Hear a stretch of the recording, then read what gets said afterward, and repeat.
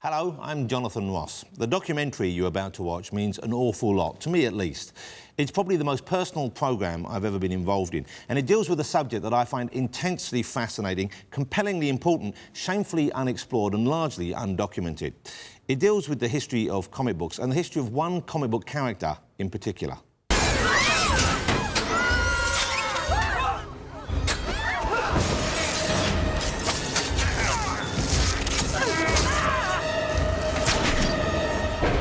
That's Spider-Man, of course. I have very little doubt that you have, at the very least, heard of him.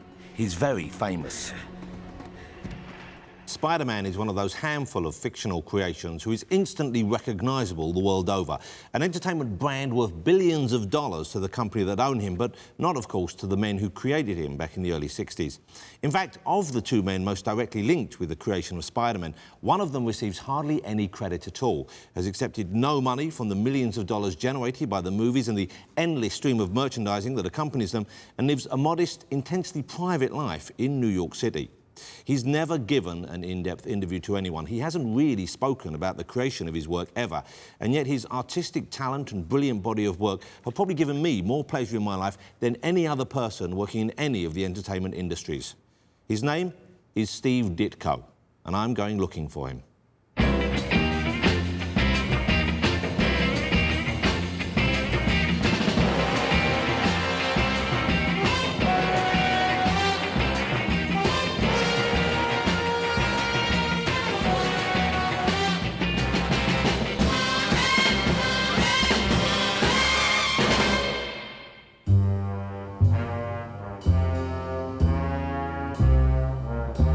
This is one of only 3 or 4 photographs of the elusive Steve Ditko known to exist, and trust me, I've spent an inordinate amount of time searching for others. Why? Well, I'm more than just a little bit obsessed by his work. Ever since I first saw his art, I was hooked. More than any other comic book artist, his work stays with you. It is far more dramatic, far more insanely imaginative, and far more personal than it needs to be. His style is unique, and from the little I know about him, his life seems just as unusual and perhaps as strange as his work. Although Spider-Man is probably Ditko's crowning achievement, he'd worked in the comic book industry for many years before that character first appeared in 1962.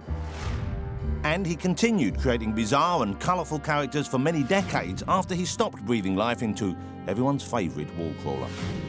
But Spider-Man is still the one character that fans return to.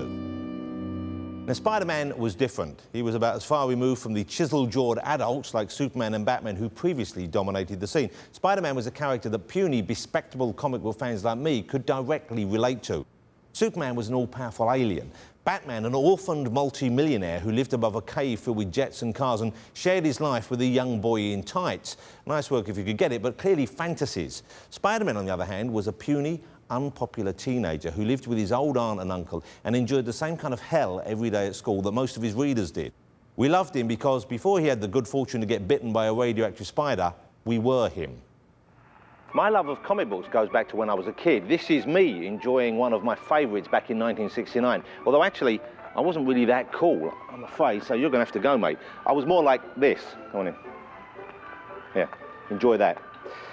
And like some kids who are obsessed with sport and others with taking fast cars without the owner's consent and driving them around run-down estates before inevitably enjoying a short stay at Her Majesty's pleasure, I lived and breathed for the joy that these cheaply produced 4-colour epics gave me. Although, to be honest, I wasn't able to afford this one until I was about 30, so I'm going to have to take that off you, and you won't see that again for over 20 years, mate.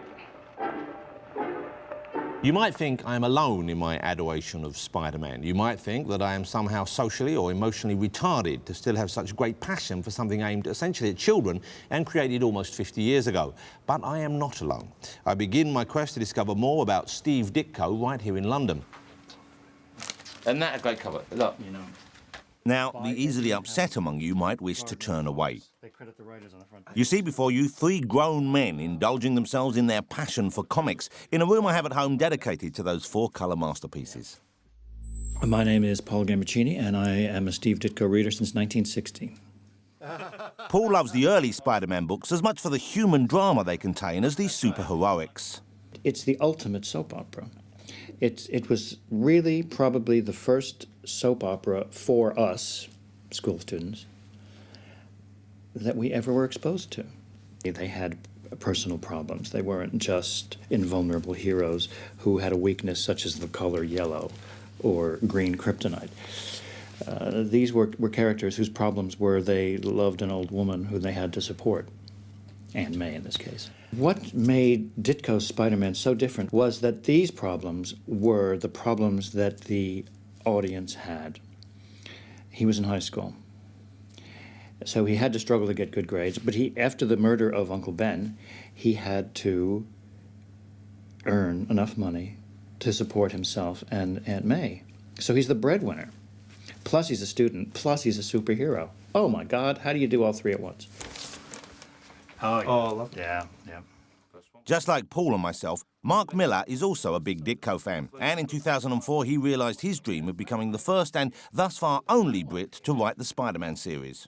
When I did Spider-Man, the only stuff I read as research was, the Ditko run, because to me that was the heart of it. It was the seed that was planted that's now Spider-Man. Everything that made Spider-Man successful in the beginning is the opposite of what is big now. You know, big, flashy, stylized art and good-looking people is what sells comics now. But back then, the ugliness and the ordinariness is what made it a big hit. It was about everyday stuff, and nobody for me epitomised that more than probably Ditko, I would say. Although Ditko was responsible for the art, the man behind the scripting was the legendary Stan Lee. Although together they only produced less than 40 Spider-Man adventures, the huge impact they had on the comic book industry is undeniable. But just as Spider-Man's popularity was beginning to soar, helping Marvel to become the #1 company in the business, Steve Ditko walked away from the character without a word of warning. Of course, there have been rumours, there's been speculation, there's been gossip, but Steve Ditko has never spoken out about why he walked out, and not knowing still drives me a little bit nuts. To unravel the mystery of Steve Ditko, I need to delve deeper into the world of the comic book creator. So I'm going to meet some of the most talented and opinionated people working in the comic book industry today, in the hope that they can offer me some insight. In my opinion, there are only a handful of comic creators who really deserve to be considered masters. Steve Ditko is one, Jack Kirby another, and Stan Lee, the man they both worked with for many years, a third. But if I were forced to offer an opinion as to who is the greatest talent still working in comics today, then I wouldn't even hesitate.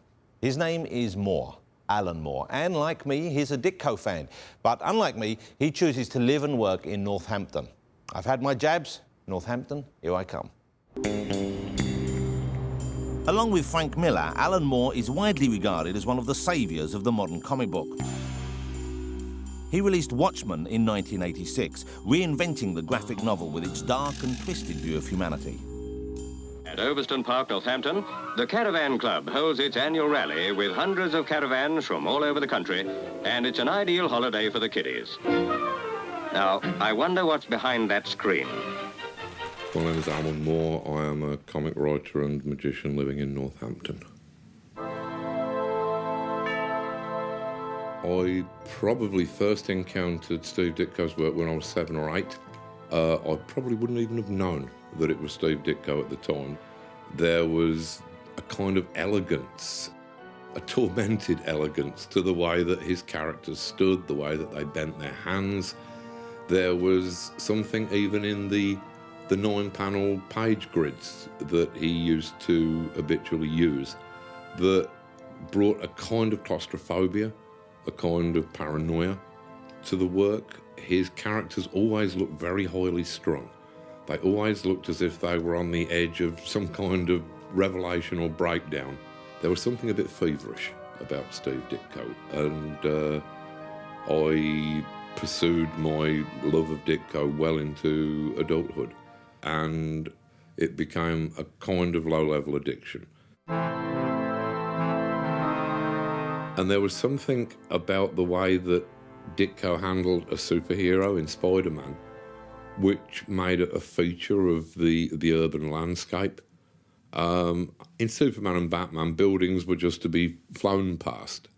But as with Jack Kirby, Steve Ditko brought this quality to his cityscapes that had real character. It was a slightly paranoid and shadowy character, but that suited very much the kind of introspective, often melancholy mood of a lot of those early Spider-Man episodes.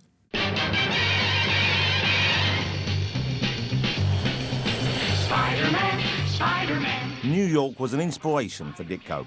In 1953, he moved there from a small mining town in Pennsylvania and made it his and Spider-Man's home. Here comes the Spider-Man. And it was here that he joined the cartoonist and illustrator's school. I went uptown to meet his mentor and teacher, one of the true pioneers of the comic book industry, Jerry Robinson. Well, I guess I'm best known in the comics for my work on Batman. I was one of the three original team. Of course, one of the notable contributions, I suppose, is the creation of the Joker. Remarkable. I have some permanent. Here we have some of Jerry's covers here. Look at that. That's got to be the definitive. A lot of fans like that one best. I love don't this know one. why. Of course, that's a classic image. First one. Jerry taught Steve in the 50s, and even then he noticed Steve's phenomenal ability. Well, he was serious about the art. He was serious about learning. He was dedicated to learning. He was dedicated to becoming a storyteller, a visual storyteller. As part of the course, Jerry would find work for the students in the industry. I wanted to introduce the artists to doing professional work as early as possible. That's the best way to learn, is to do something and then see your work in print and having to do something of professional standards. Jerry hooked Steve up with Stan Lee at Atlas Comics, soon to become Marvel. Although Mr. Ditko hasn't worked full-time for any one comic book company for decades now, I felt my search wouldn't be complete unless I visited the home of his earliest triumphs, Marvel Comics in New York City, where there are still some who remember working with Steve in the early days.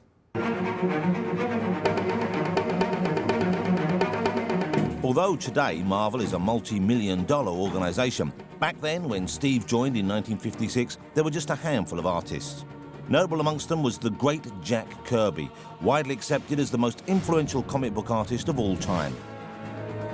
And of course, there was Stan Lee, writer and editor-in-chief.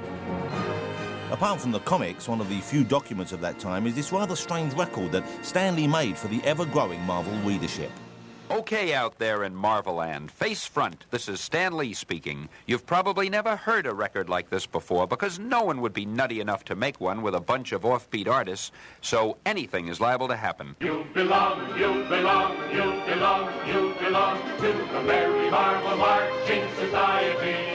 This flexi disc, given free to fan club members, featured the Merry Marvel Marching Society song and a few words from the comic creators themselves. But of course, the reclusive Steve Ditko is noticeably absent from the record. Hey, what's all that commotion out there, Sol? Why, it's Shy Steve Ditko. He heard you're making a record and he's got mic fright. Whoops, there he goes. Out the window again? You know, I'm beginning to think he is Spider-Man. You mean he isn't? Be a good advisor. Never ever vicious. And when Will you be then? Say hello to the fans, Flo Steinberg. Hello, fans. It's very nice to meet you. Hello, I'm Flo Steinberg, and I had the distinct pleasure of working for Stan Lee at Marvel Comics from 1963 to 1968. Okay, let him hear it, gang. You would hear them shouting, or Stan would jump on the desk to make a point. I mean, they were superheroes. I wasn't actually in the room, but you could hear them through the thin walls shouting, and, you know, maybe sometime if something was going on in our office, we'd have to say, hey, keep it down, or something. March along, march along, march along to the song. Although Flo doesn't seem to have changed, over the years the rest of the staff have. Marvel has now grown into a corporation of over 500 workers. Joe Quesada, I'm editor for Marvel Comics. Joe Quesada joined Marvel in the 90s and, of course, is an enormous fan of Ditko.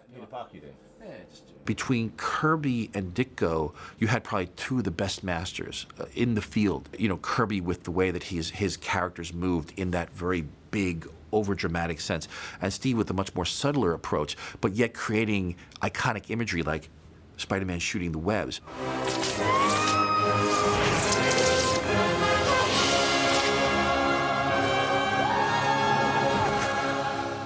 Steve was also creating costumes for characters that had never really been seen before. You know, at that point, it was all traditionally, hey, put the guy's underwear over the tights. It was sort of the strong man in the circus kind of costume. There's the belt with the buckle, the gloves, the boots, the whole thing, right?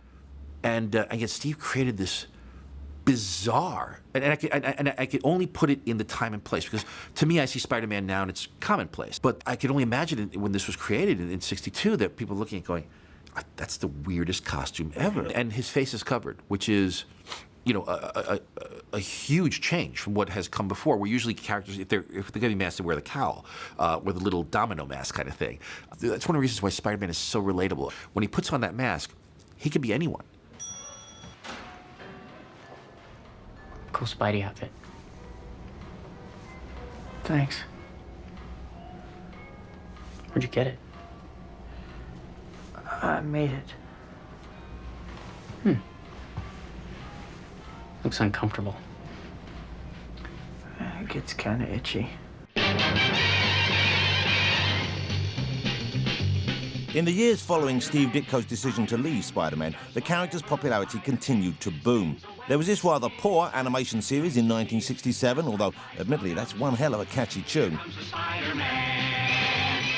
The 70s saw Spidey go live action with this TV series filled with overacting extras. Did you see that? Did you see it, Captain? That's the Spider-Man, the guy in the paper. Who is that character, anyway?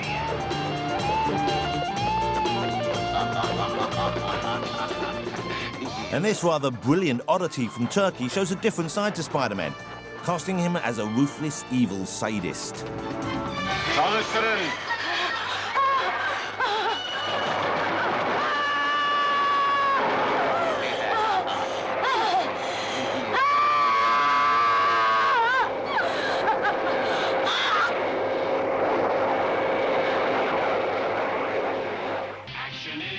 No two ways about it, Spider-Man is big business on a global scale. And it all stems from those early days back in the Marvel offices. My name is Ralph Macchio, and I am one of the senior editors up here at Marvel Comics. Ralph Macchio has worked at Marvel for 30 years, editing the adventures of Spider-Man and Daredevil, among others, and he has first-hand experience of working with Steve Ditko. It was fascinating because he would sit there with me over my shoulder and he would go through every single page, panel by panel. And it was like watching a master at work, because I would be able to see how he would solve story problems. And he would just sit there, he'd have the plot on one side, he'd be over my shoulder, he'd have the paper in front of me, do it on loose leaf paper, and he would go into this, and this.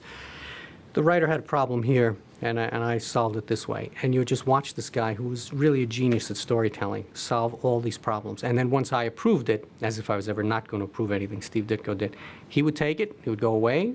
A couple of weeks later, he'd come back, and all the pencils would be done.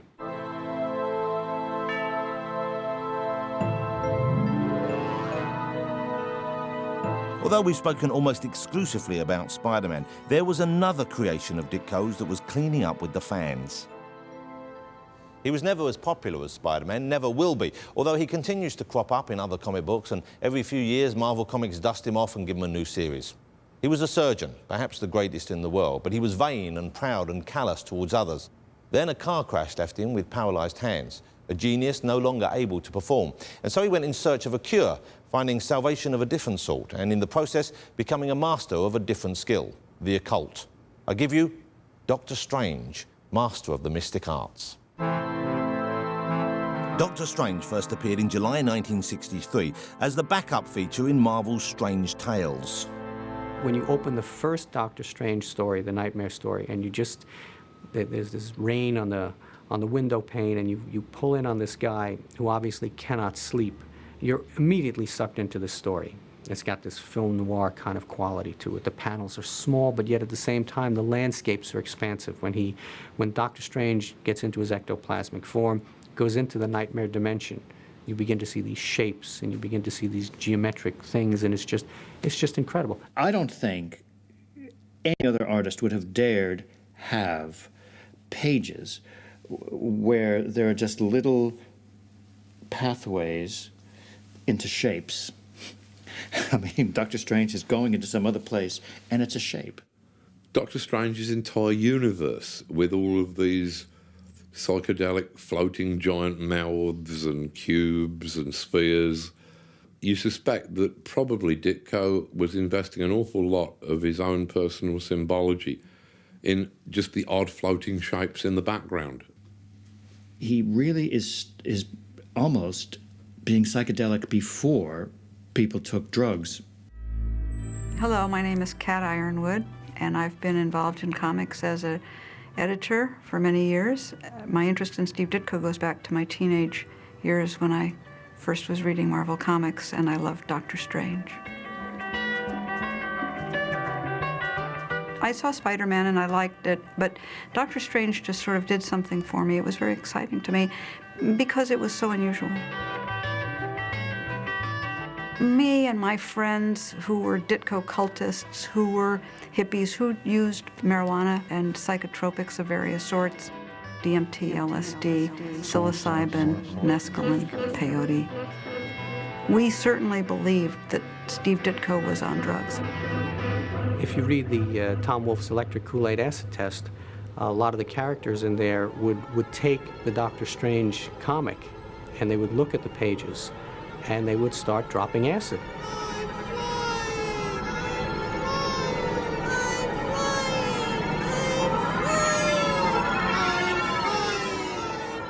Very odd piece of work in that Steve Ditko, who was politically very conservative, was suddenly the idol of a whole generation of hippies who were reading some kind of drug parable into these colourful other dimensions that Doctor Strange was zipping through, all without ever leaving his Greenwich Village apartment. He would just be sitting there on the floor in a trance while imagining that he was battling the dread Dormammu in some kind of zone of the nether dimensions. I asked Steve about that. I said, Steve, you know, I know you're not into hallucinogens and all that. I said, where did that come from? He said it was just thought. He said, I just put a lot of thought into what another world would look like. And this is what came out of his head.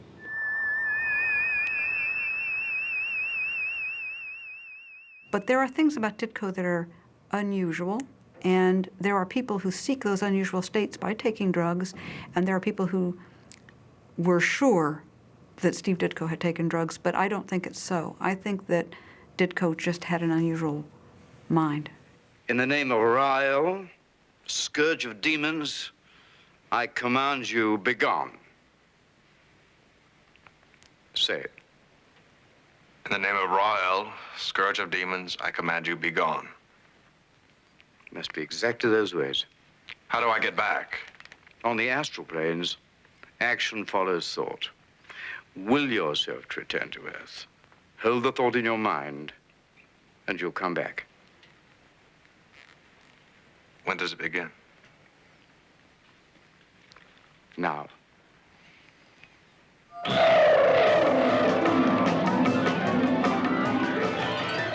If Ditko wasn't on drugs when he created Doctor Strange in the 1960s, then it's hard to believe that the people who tried to bring him to the small screen in this 1970s TV pilot weren't on something.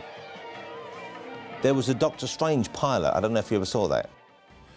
You know, I've seen still pictures of it. And based on the still pictures, I could see why it probably didn't work. It's not a terribly good, it's not a terribly thrilling viewing experience. So with Doctor Strange a genuine cult hit and Spider-Man going from strength to strength, it's clear that Steve Ditko was at the height of his powers, and his partnership with Stan Lee was a huge commercial success.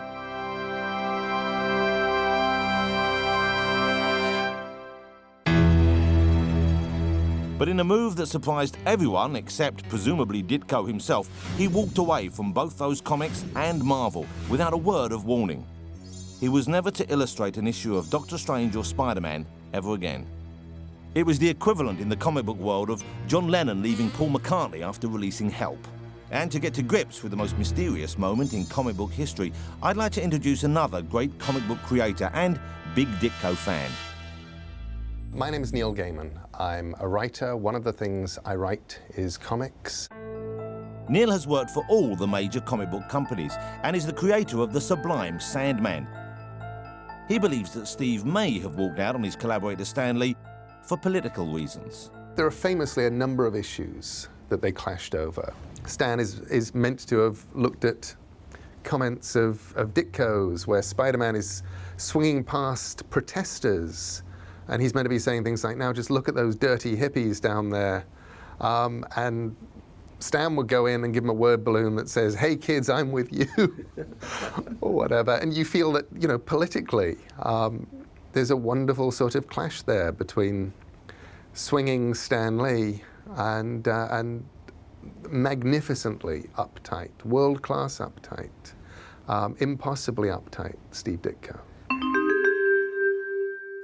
Another theory was the disagreement about the revelation of the identity of Spider-Man's nemesis, the Green Goblin. Should the Green Goblin be a man in the street, or should he be somebody that we'd known who was close to and we'd liked and looked up to? Steve wanted it to be someone that no one had seen before, that this was just a random character, because he said in real life, chances are if there was somebody like this, you wouldn't know who it was.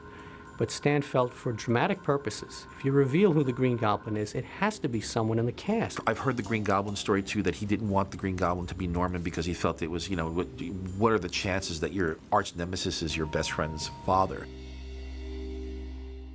Obviously, Stan was right.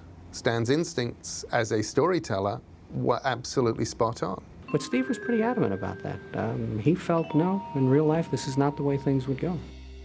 Yet another supposed deal breaker was whether Peter Parker should graduate from college. I know when I talked with him, again, a lot had to do with what he felt was the essence of Peter Parker, that this was a high school character, that once you graduated him from high school, it was just no longer a character that could make mistakes. So it was time for him to leave and go on and do other things. And to me, there's been all these stories about the reason that Stan and Steve did split up on Spider-Man. You know, it's the story about the Green Goblin. There's the story that, you know, Ditko didn't like some of the psychological stuff that was creeping into it. You know, he felt as if there was a veiled liberalism in Stan's scripts. But to me, in all honesty, I think it is just that kind of creative urge to go off and do something on your own. You've just reached a point where you feel, I'm not really getting the attention I deserve here. I'm going to go and prove I can do it myself. Steve just came in one day, dropped off his last Spider-Man, and told whoever it was that was there, that was it. He was done, and he was leaving. Both Spider-Man and Doctor Strange were big hits with Marvel fans, so Ditko's leaving potentially posed huge problems for the company. Stan Lee moved quickly to replace him. I went to Long Island to meet the man who had the tough task of stepping into Ditko's shoes. I'm John Romita, worked for Marvel for probably 40 years. And had a ball and paid off my mortgage. John Romita was working on the reasonably successful Daredevil series when he was asked to take over Spider-Man from Steve Ditko. Losing a guy like Ditko could have been catastrophic for Marvel in its infancy, and yet here's a guy like John Romita just in the wings. It was a magical time, and that's how these things happen. I wouldn't have been able to pick up Spider-Man and hit the ground running if it hadn't been established so beautifully and so soundly. It was a working machine when I got it, and all I had to do was put the oil in. But John and Steve's styles were radically different, and John had difficulty copying Steve's idiosyncratic look. Stan liked Ditko's offbeat stuff, and what he liked about it was that Peter Parker was not a heroic kid. He was a scrawny young kid who's a little off and a little strange, can't get along, you know. And for some reason, when I take over a book, all my heroes are handsome. Incredibly handsome. I can't help it. I started to clean things up and toothpaste smile everybody to death, and I thought it was going to kill it. I really thought it was. And Stan did. Stan said, no, it's not going to work. And I said, well, I'll try, I'll try. Finally, he just threw his hands up and said, do it the way you want. John Romita's toothpaste smile soon spread to the Marvel management when his new-look Spider-Man became an even bigger hit with the public. Within a year, Spider-Man shot into the top 10 highest-earning comics. See, Ditko his version of what he was doing was true. It's just that it didn't fit Stan's commercial sense. And Stan had an uncanny commercial sense. And any artist that fought him on it, I think, was making a terrible mistake, because Ditko could have made a fortune. Now, I guess he doesn't care. He didn't care about money. Well, he doesn't seem to care at all even now when they ask him. Right. I mean, so his objectives were different than mine. I was just trying to pay my mortgage off, and I wanted to get the best-selling book I could, and I stayed with Spider-Man as long as possible because I'm making money, you know. And he baffled me, and I admire him, and I wish he hadn't done it, because I would love to have seen him independently wealthy now. Spider-Man sales may have gone through the roof, but the Ditko fans were disappointed. Steve Ditko had got so much of his DNA in all of the characters that he created. I mean, I know that there were good issues of Spider-Man after he finished the book with issue 35, something like that.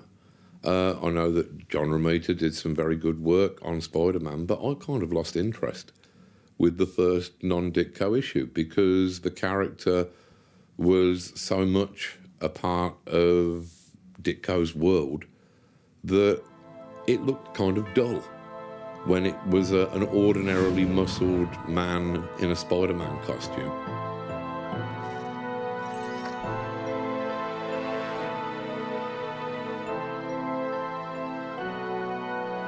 Although he left Marvel, he didn't, of course, leave the world of comics. First, he went to a company called Charlton, based in Connecticut, who never enjoyed the success of the big companies and paid considerably less, but rather tellingly had a reputation for letting artists and writers do more or less what they wanted without editorial intervention.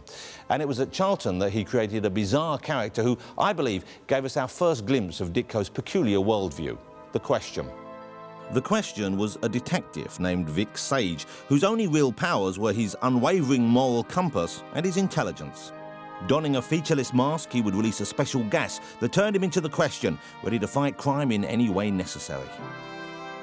You can start to see the weirdness in the books after Spider-Man and Doctor Strange, the immediate late 60s books, the Charlton characters, the Question. There's a lot of didacticism in that character. There was something about Ditko's characters where I began to wonder whether they had come to him in dreams. There was something so odd about them that they looked like the kind of almost nonsensical characters that you might see the name of or the image of in a dream and jot it down when you woke up. But the Question, with his uncompromising take on law and order, comes across like a limp-wristed liberal when compared to Ditko's most extreme creation, Mr. A. Ditko created Mr. A for an independent comic publisher called Wits End. Mr. A was a radical, no-nonsense vigilante who had a very low tolerance of anyone who infringed the rights of the individual and would mete out severe punishments to those who foolishly strayed into the quicksand of moral ambiguity.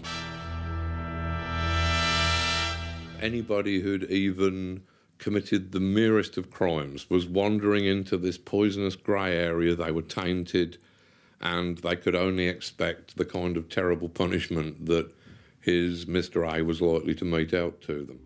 Mr. A's world was one of black and white, right and wrong, good and evil. And it's clear that those ideas were influenced by Ditko's interest in the work of this woman, Ayn Rand.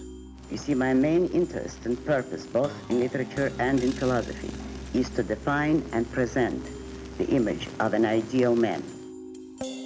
Ayn Rand enjoyed a surge of popularity in the US after releasing her philosophical novels, The Fountainhead and Atlas Shrugged. Both works of fiction, they expressed Ayn Rand's theories of individualism. She believed man's ultimate goal was personal fulfillment through a rational code of morality, a worldview that she referred to as objectivism.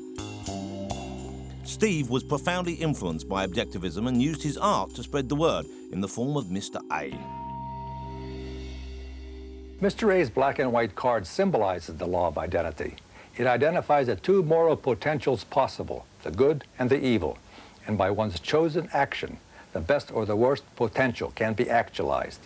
The card is also a symbol of justice. For Ayn Rand, justice is objectively identifying a thing for what it is and treating it accordingly. No one gets the unearned. The innocent is not penalized, the guilty is not rewarded.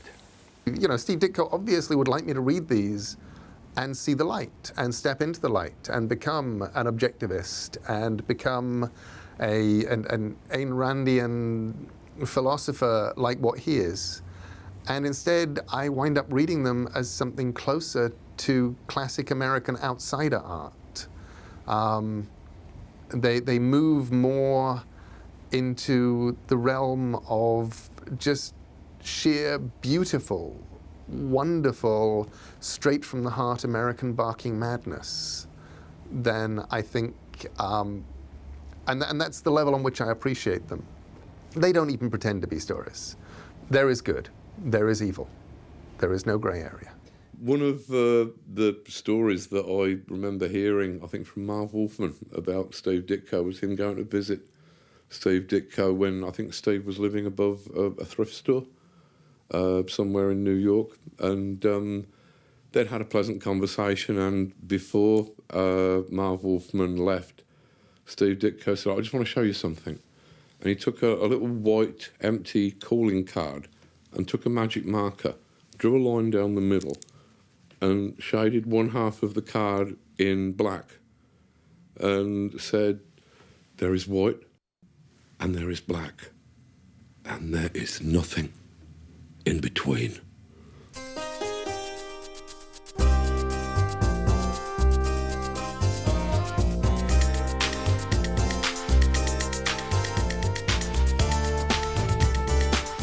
Ditko's creations, Mr. A and The Question, were a big influence on the character Rorschach in Alan Moore's classic graphic novel, Watchmen.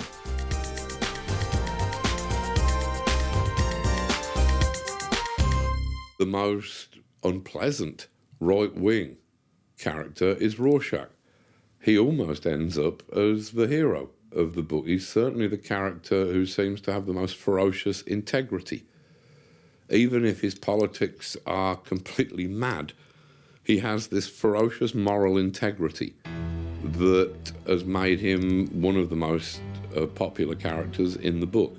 And obviously, that ferocious moral drive and integrity, that was kind of my take upon Steve Ditko.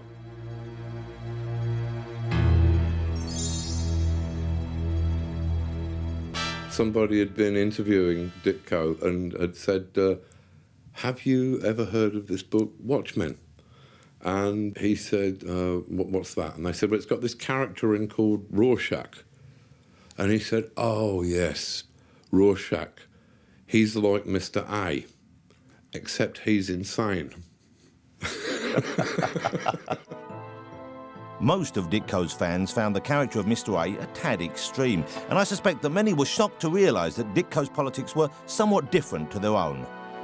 Kids, meaning teenagers, college students, who were eating up Marvel Comics at that time, did not want to be told, you can either do it the right way or you're wrong.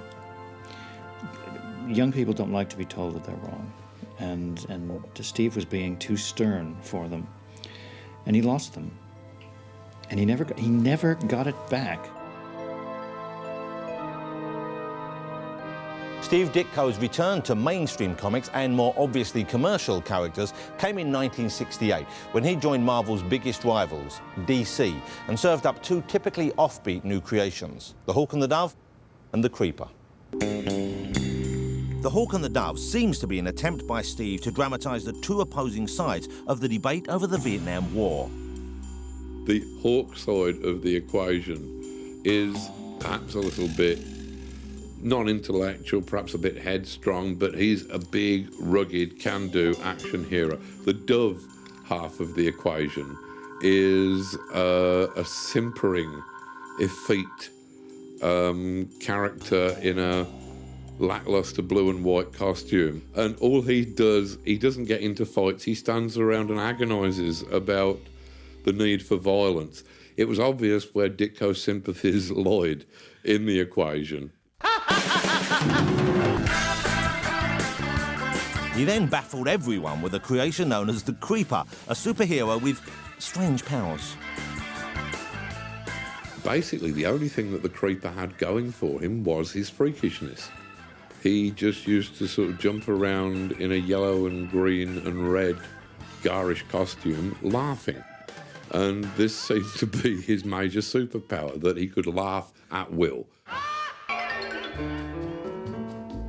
While other publishers allowed Steve to create odder and odder characters in the hope that he would lay another golden egg, Marvel went on to enjoy monumental success on the back of Spider-Man, not only from the comics, but more importantly, the licensing of films, games and toys. Doctor Strange, look, you see, and even there, even after this time, in the background there, that Marvel Masterwork pin-up is a Steve Ditko. So this is a toy now in the year 2007. Maybe this was from 2 years ago or something. And it's a clearly Ditko influenced design and artwork. And look, does he get his name on anywhere? No. That's not fair. More often than not, the writer, in the case of both Spider-Man and Doctor Strange, that writer was Stan Lee, who was also Marvel Comics editor-in-chief at the time, received more or less full credit for the characters. But recently, fans have come to realise that things weren't that simple. If his only contribution to Spider-Man's world had been the costume, then Ditko deserved the credit, but it was much more than that. In fact, in the case of Doctor Strange, it was everything.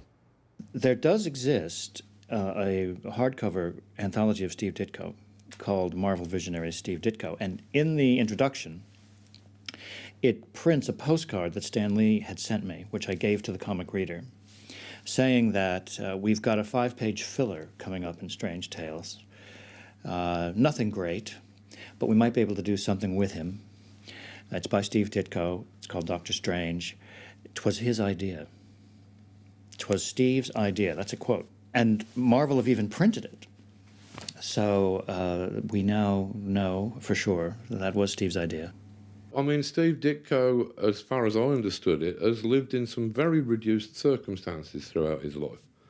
When Marvel have been raking in money hand over fist with characters that he created or co-created, but which essentially, in my heart, were Steve Ditko creations.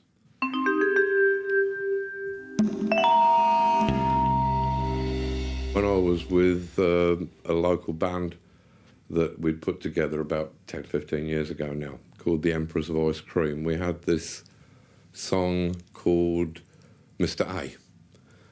It was the main chorus was a shameless rip-off of Sister Ray by the Velvet Underground. But the verses, I thought they were quite memorable. Would you like me to give you would we? A performance, Come Jonathan? on, let's have this. This is gold. He had one room above a thrift store. He had a trunk of books by Ayn Rand. He was short-sighted and reclusive, resisting pleas to take his photograph. He drew a superhero comic. He saw the world in terms of black and white. He said a day's work for a day's pay. That is our one and only right. He takes a card and shades one half of it in dark so he can demonstrate to you just what he means. He says there's black and there is white, and there is wrong and there is right, and there is nothing in between. That's what Mr. A said. In trying to uncover the facts in this strange case of Steve Ditko, master of the comic arts, one other name occurs again and again. Stan Lee, or Stan the Man, as his credit on some of the most successful and influential comics in the history of the medium read. For many years, he was considered the sole creator of such fabulous and lucrative characters as the Hulk, the X-Men, the Fantastic Four, Iron Man, and of course, the Amazing Spider-Man. Now, Stan himself did very little to clarify or correct that assumption, and it's only comparatively recently that his co-creators have got anything like the credit they so clearly deserve. To be fair, Stan's always been a showman, and he's even gone on record to jokingly remark that he'll happily take any credit that isn't nailed down. But I'm still intrigued to find out what he remembers about the early days, and whether or not he believes that Steve Ditko deserves to receive that credit as the co-creator of Spider-Man. We've just landed at the film star's own terminal, Los Angeles Airport. It's a new world we've arrived in, and surprisingly not an expensive one, because the fabulous sunshine and the fabulous sights, at least, are completely free. Just study life at street level, California style, where the whole flavor of the place hits you in the eye as you drive into town.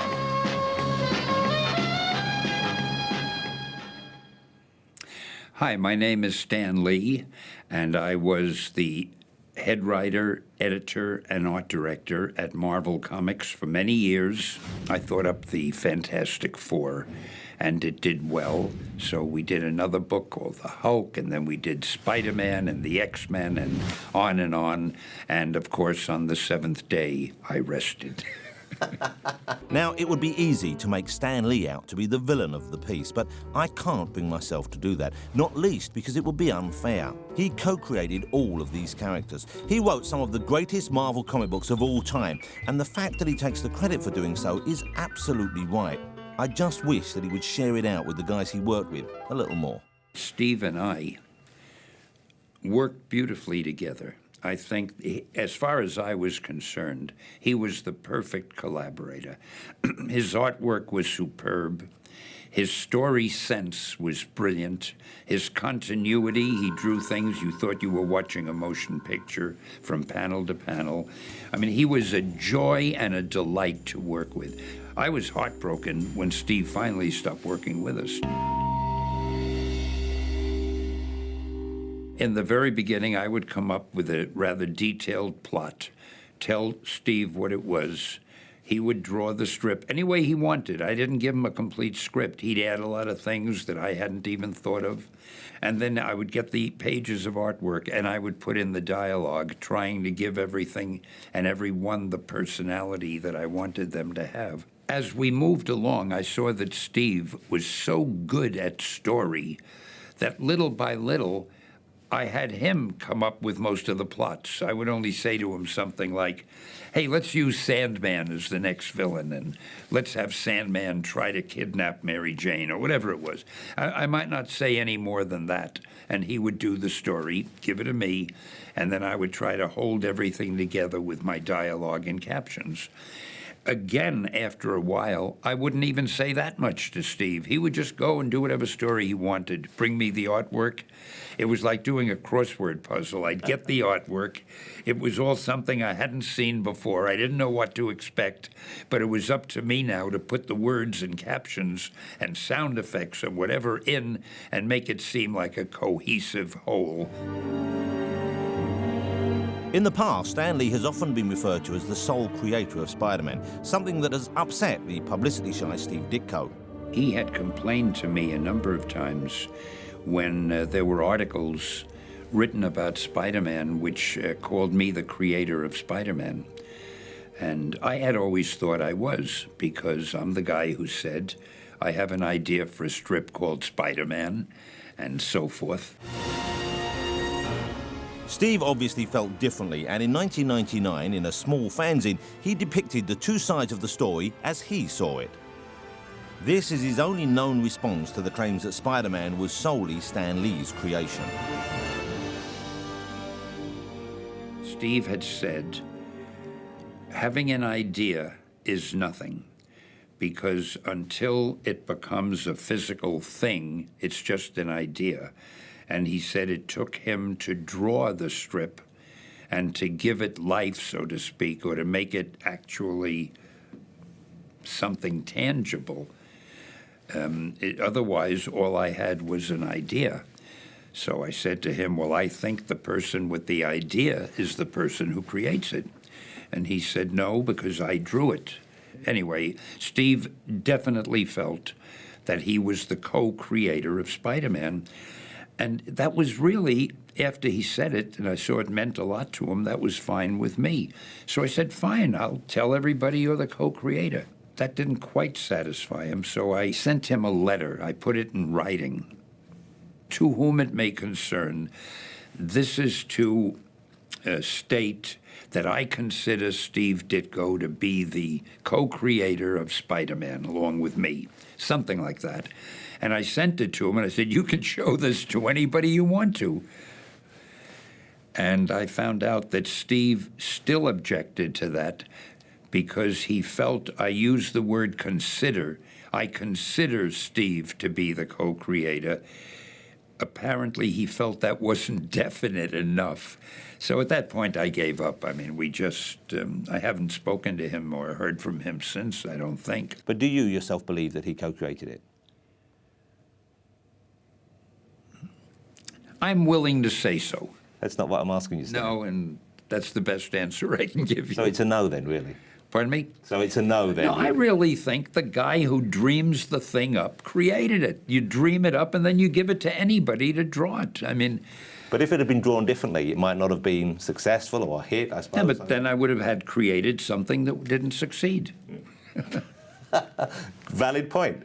But I don't want to... you made me say that in this documentary that you're doing, and I'm sorry I said it because I'm happy to say I consider Steve to be the co-creator. But you can see... I think if Steve wants to be called the co-creator, I think he deserves to be called the co-creator because he had done such a wonderful job. Stan has told me that he was insistent that on the movies that Steve's name be right alongside his with Spider-Man. So Stan, who to me was a guy who I think unfairly has been kind of seen as a guy who took credit for everything when he had people like Kirby and Ditko working with him. I never saw it that way. I always got the sense when I was reading the books that the two of them were very much in collaboration, and whenever something, again, was plotted by Ditko, it said plotted by Ditko. And for many a comic book fan, the absolute genius of the Ditko-Lee collaboration was best demonstrated in Spider-Man issue number 33, the final chapter. Do the list of the greatest superhero moments in comics.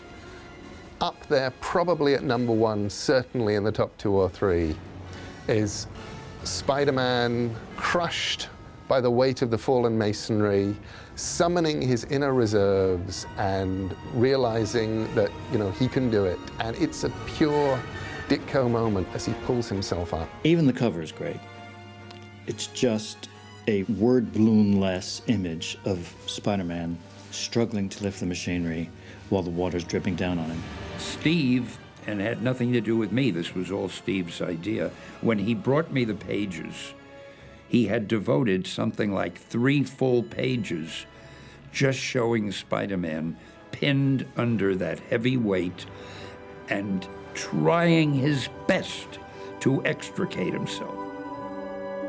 Steve Ditko's drawing was completely expressive on its own, and the way that he told it in these very small panels with a very small figure of Spider-Man crushed under this immense weight of machinery, it told you everything that you needed to know.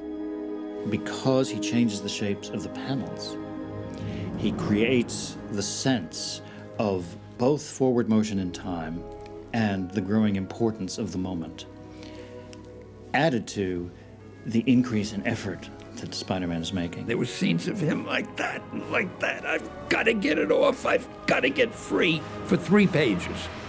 That sequence made it kind of obvious that it was mainly the visual dynamics that were powering the scene. Yes, Stan Lee was putting balloons in that said, oh, I must try harder, no use, can't do it, and things like that. Until finally, full page,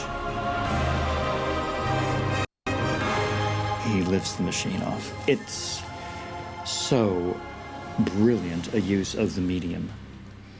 And this is when you bless a creator, because you say, this vindicates comics, because this can only be done in comics. For most of my life, I've loved and enjoyed the work of Steve Ditko. For many years, I accepted that although he was still alive and well and working, I'd probably never get to read or hear his side of the story, much less meet him. But seeing as we've gone to all this trouble to tell his side of what went on as fairly as possible, I really couldn't give up without trying. So after securing his phone number, I plucked up the courage to visit his office with my trusty sidekick, Neil Gaiman, the boy wonder, and asked for the chance to meet him face to face. I'm very excited. I'm outside this building here on West 51st Street, and we've established that Steve Ditko does still have an office here. So I'm going to call him now with the number, which I hope is correct. I might have to go and check it and see if he will speak to me. Oh, hello, is that Mr. Ditko? Hello, Mr. Ditko. My name's Jonathan Ross. I'm a huge fan of your work, and I'm over here from London, England. Would it be possible for me to pop by and say hello to you and visit your studio? No? I couldn't entice you in any way whatsoever. There's no way I could entice you. Just to grasp you manfully by the hand and thank you for the many years of pleasure. Okay. Steve, I just wanted to say hello and thank you so much. Okay. Take care, Steve. Bye-bye. Just spoke to Steve Ditko. Essentially told me to fuck off. But in the most polite and firm manner I've ever encountered. Okay, shall we go and knock on his door? Do you want to? Yeah, well, not with the crew, but let's go up there and just see. Let's do it. Okay. Okay. Me and Neil are now going to go and upset him, but we've got to do it, haven't we, Neil? How's it feel, Neil? I feel I am Robin to his Batman. I'm Speedy to his Green Arrow. I am Etta Candy to his Wonder Woman. I think we have to do this. Etta Candy's an unusual reference point. Okay, see you guys. What should we do? Should we meet you down there in 10 minutes? Yeah.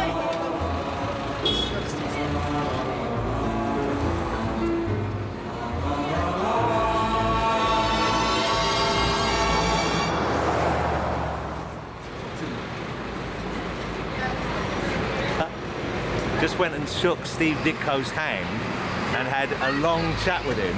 We had a very long chat with him. We had a long chat with Steve Ditko, and he talked to us about creating Spider-Man, and I said, can I ask you a big favour, could I have my photograph taken? He went, oh no, wouldn't have his photo taken. He was so sweet, wasn't he? He was just the loveliest man. We tried to put our head into his room, but he was great. He gave us comics. He gave us, look, he gave us comics. He handed us some of his old... And just absolutely... And he said if he knew people would come knocking, he kind of wished he hadn't put his name on the door. It was quite magical, actually. It was really, really cool. He answered all of Jonathan's questions, and even a few of mine, and I think that we shouldn't say any more, really. We can't talk about it. It's a bit like Fight Club, okay? Yes. The first rule of Fight Club is you don't talk about Fight Club. The first rule of Ditko is we can't share Ditko with you. Yes. But we went in search of Steve Ditko, and we found Steve Ditko, and that's all you need to know.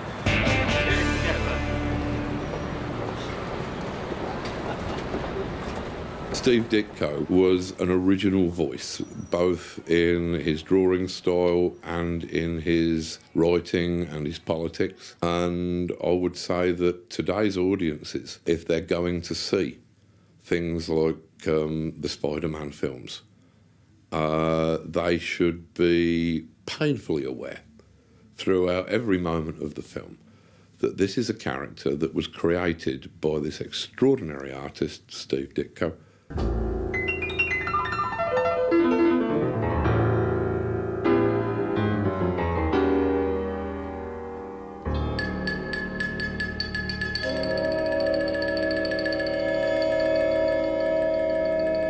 So I went in search of Steve Ditko and I found him. And he was thoroughly decent and nice and charming and patient and didn't want to be filmed or photographed. And although you might feel a little bit let down, I'm afraid that's tough. I'd rather respect the wishes of a reclusive 80-year-old genius than bow to the basic instincts of my beloved audience. If it is any consolation, I can tell you that I phoned Steve, we're on first name terms now, of course, and asked him if I could interview him for this show, and of course, he said no. But in the course of that conversation, I told him just how much his work had meant to me and his thousands of other fans out there, and he seemed genuinely pleased. So it was all worthwhile, he asked. Yes, Steve, I said, it was all worthwhile. BBC 4's unmissable new series on the history of comic books continues with the symbiotic relationship of child and comic in Comics Britannia, tomorrow at 9. Now next, tonight, comic strip character Modesty Blaze gets her own movie.